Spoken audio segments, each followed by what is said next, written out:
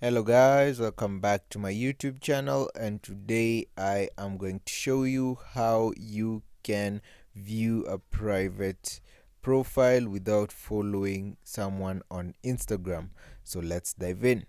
The first thing you need to understand is that you can only view a private account when they have allowed access to their account, meaning you have to send a follow request and they have to accept it. So if you do not want to follow them, you can log into a dummy account that you create, and you can go ahead and log in and send a follow request from there. So I'm going to use my dummy account to send a follow request.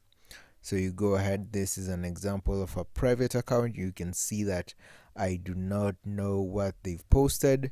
So what I want to do is send a follow request, and when they accept it, I will be able to view their posts.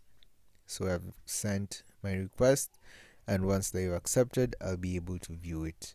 And that is how you do it, guys. If you found this information helpful, please be sure to leave a comment, like, and subscribe.